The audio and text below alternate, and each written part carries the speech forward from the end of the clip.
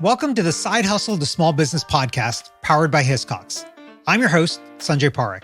Throughout my career, I've had side hustles, some of which have turned into real businesses. But first and foremost, I'm a serial technology entrepreneur. In the creator space, we hear plenty of advice on how to hustle harder and why you can sleep when you're dead.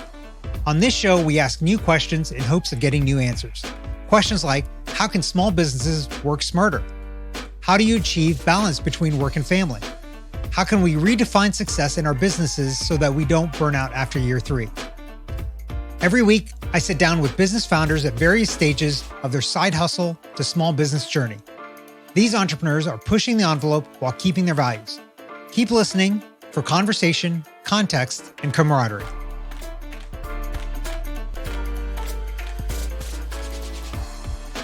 Today's guest is Josh Russell. Josh is an award-winning photographer and the founder of Photog Nation, a photographer coaching service. Josh, welcome to the show.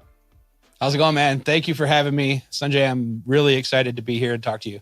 Yeah, I'm glad to have you on as well. We've had some photographers over time, but I think the things that you're doing are a little bit different than some of the other folks that we've had. So I'm looking forward to kind of diving deep into some of these kind of ideas and actions that you're taking. But before we get into that, give us a little bit about your background and what got you to where you are today. Okay, I'll try to give you the Cliff Note version because it is a story for the ages. I have friends that whenever they come around me, they're like, tell me something that I haven't learned about you yet, because there's that much in me.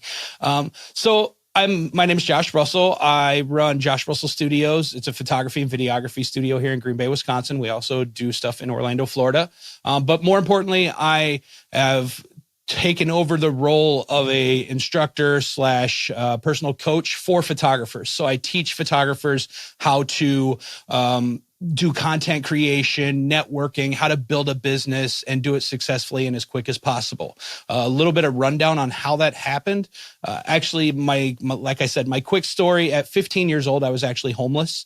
My mom was in an abusive relationship. I got kind of hung up into some bad stuff and actually got into some trouble at 17 years old. At 18 years old, I decided that's not the life that I wanted. So I actually started writing hip hop music. Turns out I was actually pretty good at it. I got signed to an independent record label in Atlanta, Georgia. I toured for 10 years doing shows everywhere. But what they don't tell you about independent record labels is they don't pay for anything. So if you only get paid when your album sales come in. So if you need a music video shot, if you need a promo material shot, you have to hire someone yourself. And I didn't have any money. So I was like, I'm going to teach myself how to do this.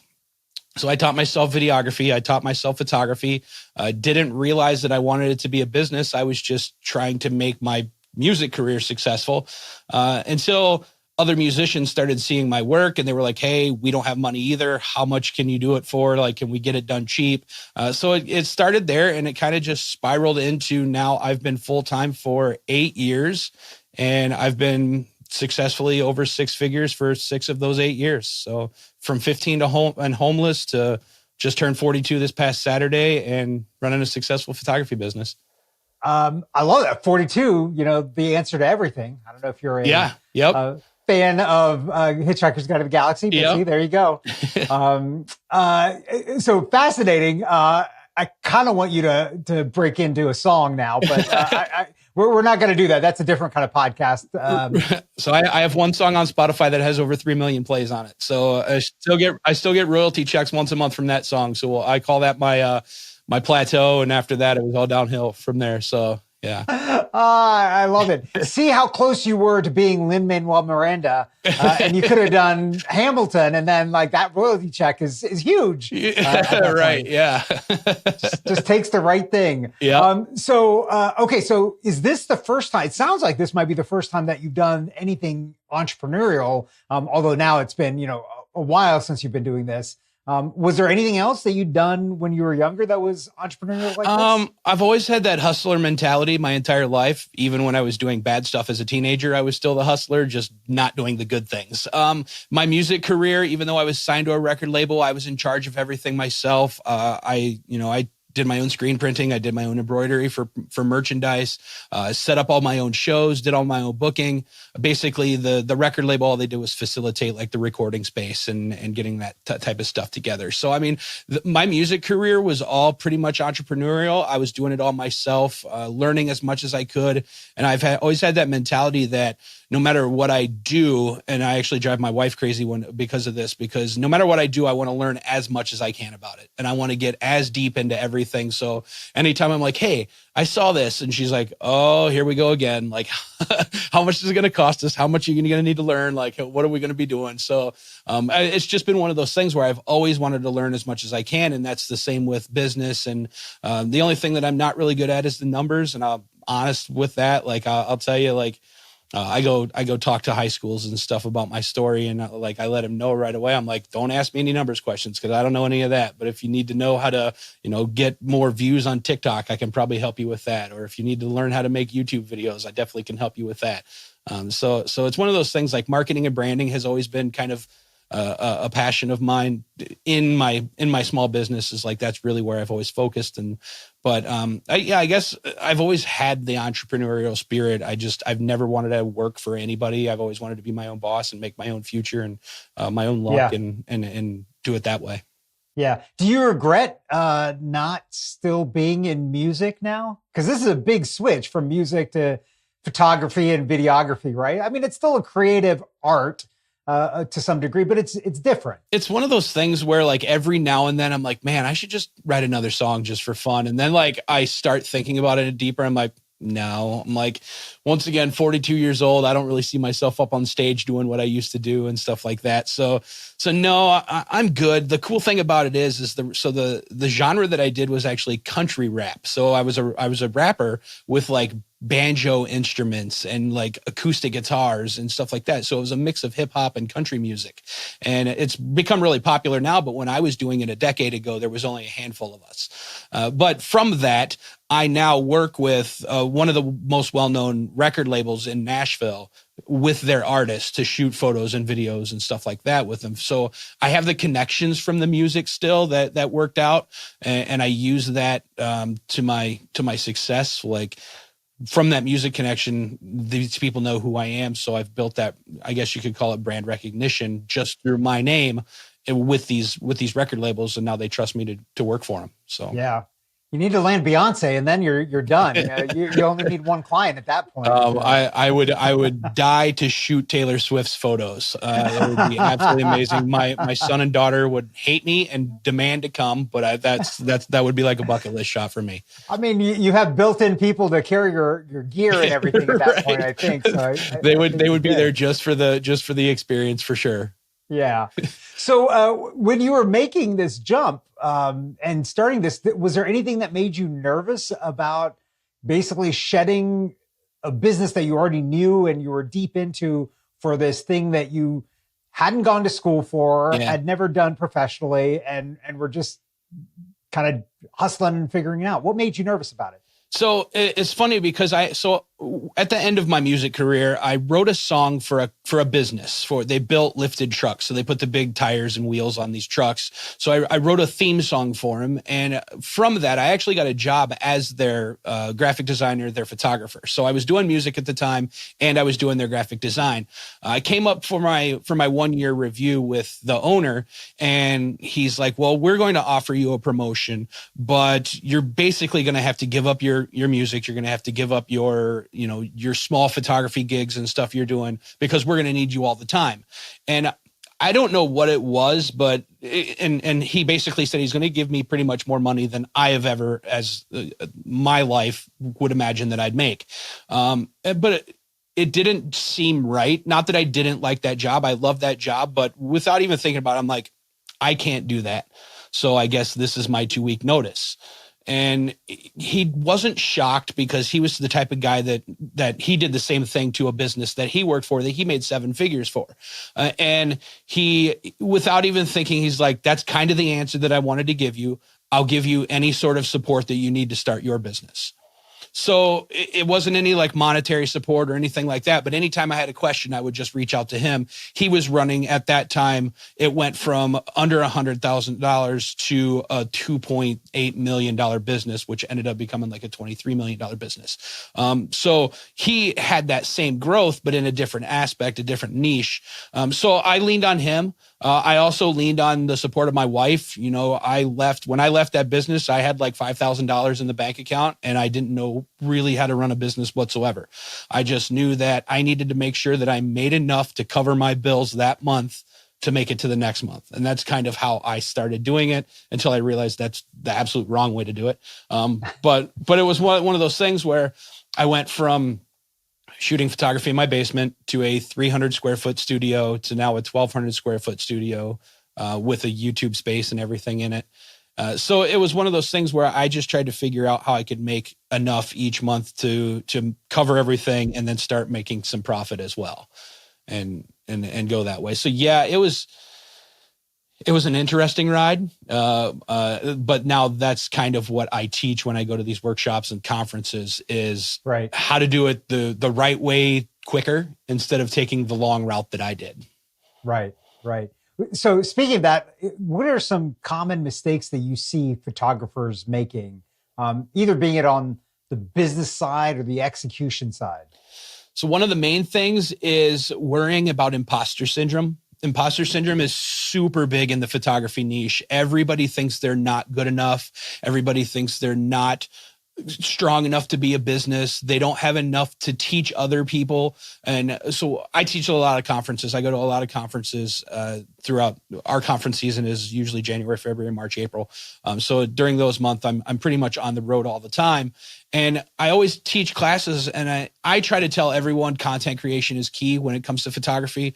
You're more than welcome to be comfortable behind a camera, but you need to be in front of it. You need to be making, even if they're faceless videos or anything like that. And they're like, well, I don't really have the knowledge to do that. And I'm like, you know something that somebody else does. And even if you're just teaching one person, that person is going to talk about you to 5 other people. And that's how you grow as a photographer, especially in an industry where there are millions. I mean, even me, there are 6 photography studios within a 3-block radius of my studio. So, and I live in a town of about 10,000 people. So you have to set yourself apart. You have to figure out what you can do to make sure that you're recognizable in a sea of photographers. And that's one of the things that I really talk about is getting over that imposter syndrome, being afraid to actually get out there and network and talk to people and really just building your business, no matter if you think you're successful or not. If you're doing gigs, if you're getting paid projects, you're successful. It's just how big do you want to be? Yeah. Imposter syndrome is something I think we see prevalent kind of throughout. I mean, everybody feels like that, I think, at some point, just because, is anybody going to find what I'm doing valuable? Mm-hmm. Are they going to pay for it all? And a lot of times that manifests itself into what people ask for in terms of what they are providing, like, the price of what they're charging. And a lot of times the imposter syndrome causes you to reduce what it is because you're like, oh, nobody will pay that much. Mm-hmm. How do you think about that? And how do you talk about that with other photographers about making sure that they're charging the right amount to cover, the value of what they're actually providing and creating for folks? One of those things that I always say is if you're not terrified, you're not charging enough. If you're not afraid that you're never going to get another booking, you're not charging enough. Because honestly, when there's kind of a circle around this, because when I started charging more, the trouble clients kind of went away. So there was less headaches. It was more kind of just doing what I needed to do to get the job done, focusing on my art side of things instead of just answering every little tiny question and stuff like that. I noticed when I started charging more that the hassle of the jobs went down. So I tell them, I'm like, you love your photography gigs, but maybe you don't like the clients, or maybe you don't like the work that you're doing. Charge a little more and see if it changes the amount of people that are coming in. I typically, I would say I turn down every 3 out of 5 projects that come my way. because I want to make sure that it aligns with what I do and I align with what they're looking for. And if I feel like it's not a perfect fit, now I've went from, at one point I was doing between 35 and 40 weddings a year. I only do maybe 3 or 4 currently, because I'm doing more commercial work and as well as the educational and the coaching stuff. But I do a lot more commercial work, headshots, work with high schools. So like athletic photography, portraits. And so the market, I'm more of a micro niche photographer now. And I've really specified what I want to shoot. But when I did change the price range that I was in, I felt like the jobs were more lining up with what I was looking for. They were coming into meetings, understanding what I did. So then I already knew that they would accept my art. I just had to configure it around what they were really looking for. Yeah. So if you're not charging enough, you're not scared. And if you're not scared, you're not charging enough. I think that's a good way of thinking about it. And I love it. So let's switch gears a little bit, talk about how you manage and kind of juggle all these things, especially around the stress of it all, right? So you've got the full-time business of actually being a photographer. And then you've got this side thing of teaching other people how to do the same thing. You've obviously got life and family and all those kinds of things. I'm assuming the royalty check for the one song doesn't cover a lot of that. So you still got to keep hustling. So how do you manage the stress of making sure, everything is staying on track and you're getting everything done that you need to get done? Recently, actually, probably about a month or so ago, I changed the way that I do my daily work. And I went to more of, I guess you would call it more of like block scheduling for myself. So I schedule out 2 hours at a time throughout every day to focus on something. And when I do that, and that could be personal or business. So every morning I drop my daughter off at 7:30. From 7:30 to 10:30, I go to the gym. I've been working out. So when I'm at the gym, I only focus on working out. I try not to look at emails. I try not to do any sort of business stuff. At 10:30, from 12:30, I record YouTube content. So I'll go to the coffee shop, I'll record some content, or I'll come back to the studio, I'll record some content. From 12:30 to 2:30, I work on some sort of photography, some sort of editing, whether it's a wedding video or headshots or whatever it is. And then from 2:30 to 6:30, so that's a longer set, is family time. Every day, pick my daughter from school, go have dinner, watch a little bit of TV, whatever we're doing. And then from 6:30 to usually around 11:30 or so, I'll go back and I'll start editing and do more stuff. So I've been trying to create this block scheduling around it, where when I'm doing whatever the block is, I don't try to focus on anything else. And so far it's been going really well to keep me on track, because that is definitely one of the biggest downfalls. Is I feel like entrepreneurialism and ADHD go hand in hand with each other, because you're always trying to figure out, like, what's next? What can I do next? What can I do to either make more or make it more successful, or do something to grow the business, or start a new business, or start a side hustle? Because I mean, at one time I was doing my photography. I launched a small clothing line based around my photography. It's called Motivated by Doubt Clothing. So I launched that clothing line. It kind of runs itself on the side. But I mean, I'm also creating templates to sell. I'm creating contract templates and forms and different Canva projects to sell, and doing podcasts, like my own podcast, and shooting videos and doing everything. So that if you can't streamline stuff, and I also am big on delegating work too. So I will outsource a lot of my stuff now too. All my photo editing is still in-house, like, because I want to make sure that I touch all of that. But yeah, I definitely am big in outsourcing as well. Yeah. That's kind of interesting. Kind of some of what you're kind of thinking about and how you think about all of this stuff. Those boundaries for you too, they seem like pretty clear, right? Like, so 2:30 to 6:30, hey, that's family time.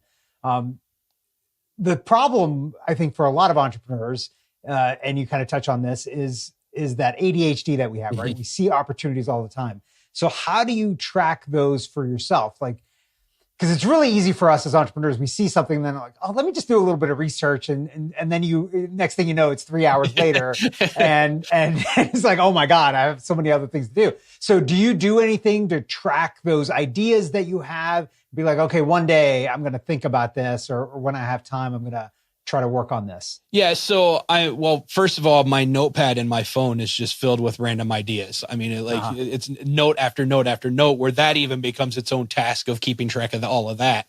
But I'll, so Sundays are family day. I don't do anything on Sundays. Saturdays are kind of like a free day. I also do Thursdays as a free day where I can work on whatever comes up and stuff like that. So, I definitely try to keep that in there. But then what I'll also do is every evening at some point, usually about an hour, I'll spend on social media, commenting on stuff, liking pictures, sharing my own content, doing anything like that to keep my name relevant in social media, whether it's TikTok, YouTube Shorts, Instagram Reels.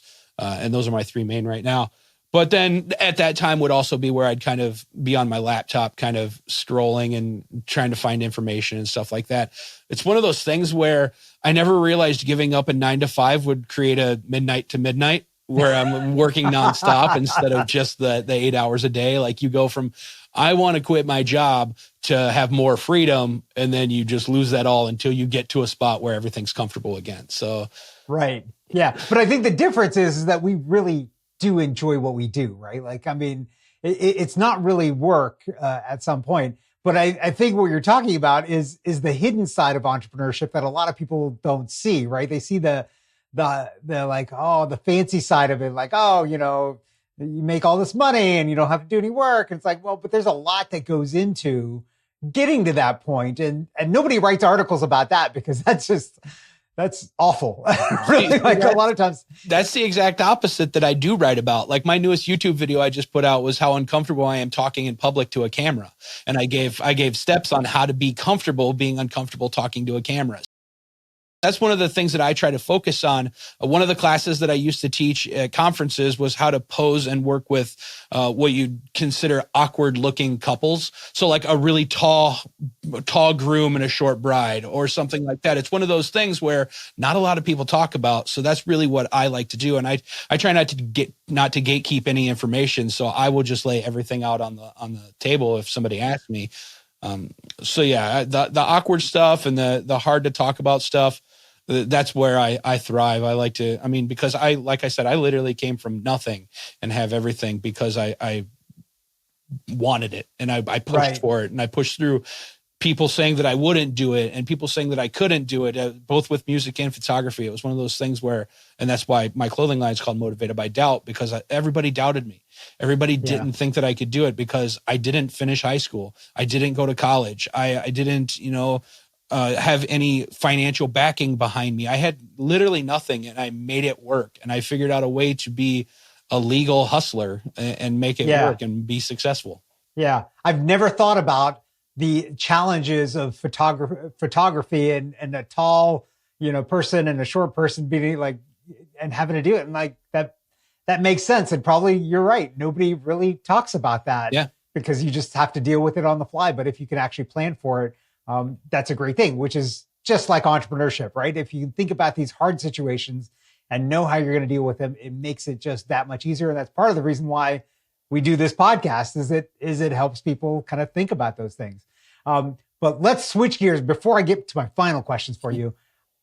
Since you're a photographer and been doing this, what's like the cool technology product, something like that, that's out there that you're like, oh, people should get one of these, even if they're not a photographer, or something that's about to come out that we should keep our eyes on? Is there something that is top of your mind of like, oh, people don't know about this, but should? Well, for the photographers that are listening, your lighting is the most important thing. Invest in your lighting. You can see it in my video. You'll see it in my photos. I teach lighting. As far as just small business in general, learn how to adapt with AI and use it as your friend instead of being afraid of it. I use AI 90% of my day throughout some way or another. I've even created my own extensions for AI for things like ChatGPT, where I created an extension that you can add onto your own ChatGPT that is basically me answering questions.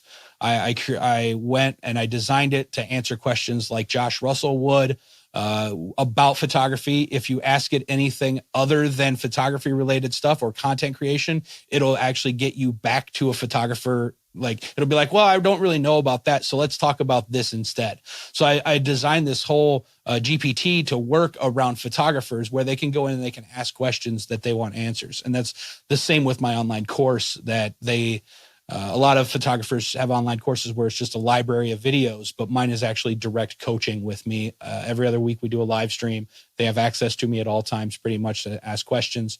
But yeah, learn how to use AI to your advantage instead of being afraid of it, whether it's automation with emails, automation with contract scripting, whether it's figuring out lighting by using AI image creation. I've done that where I've said, okay, I'm going to be photographing a motorcycle rider in a back alley with graffiti. Show me the lighting for how I would set this up. And I create an image through an AI program. And then I'm like, okay, well, I see how the lighting is there. So when I get to the actual spot, I'll know how to light it.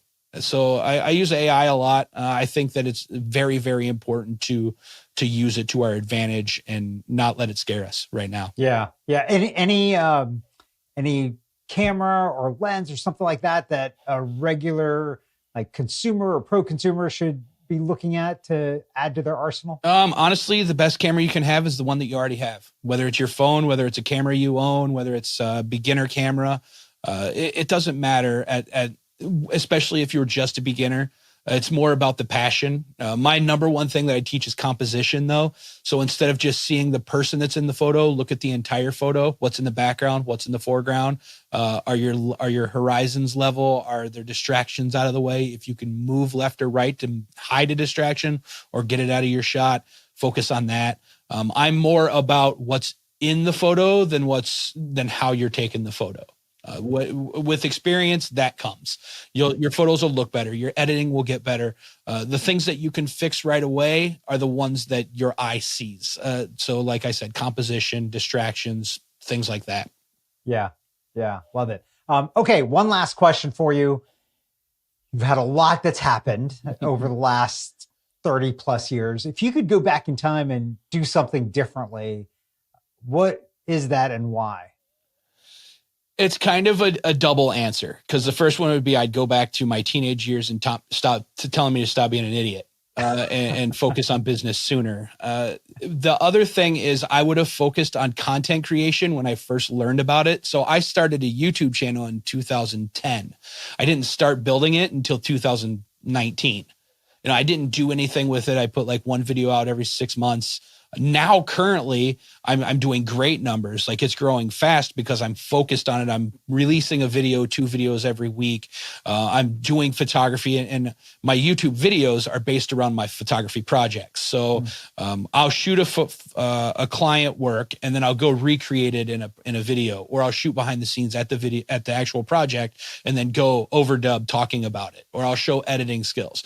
And this is the stuff that I wish that I would have been doing the entire time that I was learning myself, because like I tell everybody, you might not know everything, but you know more than one other person. And at that time I did, but I didn't think that.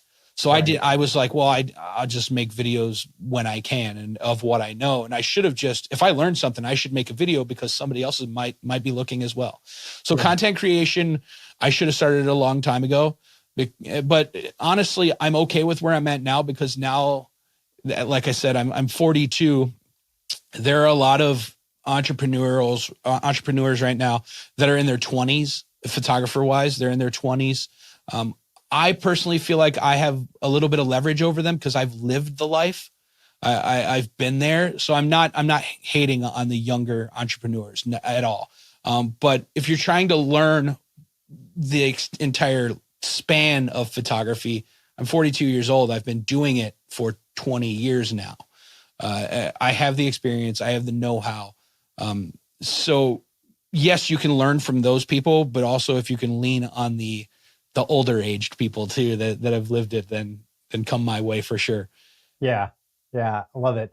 Josh, this has been fantastic. Where can our listeners find and connect with you online? So my socials is I am Josh Russell, Russell, 2 L's, everywhere. So TikTok, Instagram, Twitter or X, Facebook. The only one that isn't is YouTube, and that is Josh Russell. I was lucky enough because when I started in 2010, nobody had my name. And I thought multiple times to change it to match everything else. And I'm like, I am lucky enough to have my name as a YouTube channel. I am never changing that. So it's I am Josh Russell, IamJoshRussell.com. It's everywhere. Email hello@IamJoshRussell. Go ahead and send me something if you want. Say hi. And then also my online course and my coaching is the Photognation, which is PHOTOGNATION.com. Awesome. Thanks so much for being on today. Thank you so much, Sanjay, for having me. This has been fun. I love chatting and meeting more people. So like I said, any of the listeners that are listening, hit me up. Let's talk. I'd love to just chat. Thanks for listening to this week's episode of the Side Hustle to Small Business podcast, powered by Hiscox.